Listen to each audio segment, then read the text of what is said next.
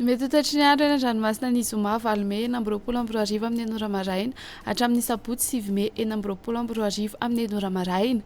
Samy mailo sy mitandrana hatrany isika mpampiasa ranomasina na tsy misy azy ny fampitandremana. Ho an'ny morontsiraka Atsinana ny tanjona bobaomby hatrany amin'ny tanjona angotsy isiorana tandrifirahona vitsy indraindray any amin'ny tapany atsimo. Ho avy atsimo Atsinana nandrifitra ka ho 20 hatramin'ny 30 kilometatra isan'ora. Hatratra 70 kilometatra isan'ora ny any avaratra Vohimar, Anonjaben'ny ranomasina, Avonionjy 1.5 hatramin'ny 2 metatra. Tanjona angotsy hatrany Mahanoro, anorana tandrifindrahoana any avaratra Toamasina, Omaina ny any Akafa. Ho avy Atsinana na Atsimo Atsinana nandrifitra ka ho 10 hatramin'ny 20 kilometatra isan'ora. Adiny mpanonjana Anonjaben'ny ranomasina, Avonionjy 1 hatramin'ny 1.5 metatra.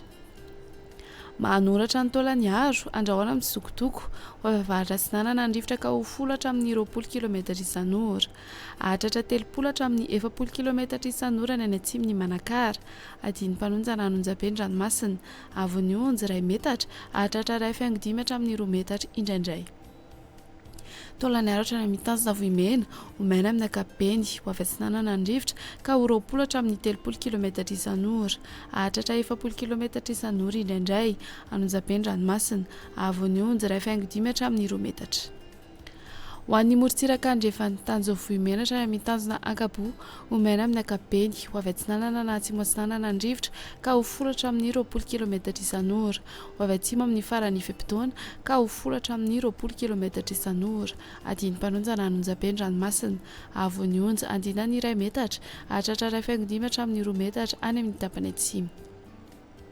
Tanjona Kapoatra amin'ny tanjona Vilanandro, Andrahoana vitsy. Ho avy atsimo ny rivotra ka ho 10 hatramin'ny 30 kilometatra isan'ora.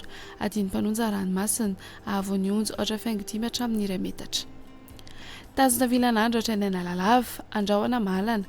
Ho avy Atsinana na Atsimo Atsinana nandrifitra ka ho 10 hatramin'ny 30 kilometatra isan'ora.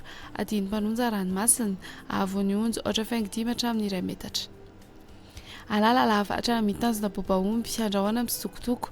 Ho avy andrefa nandrifitra amin'ny ankapobeny, Otona adiny mpanonja ranomasina, Avonionjy 1 metatra manakaiky ny tanjona Bobaomby, ho latsaky ny 1.5 metatra kosa ny any Akafa.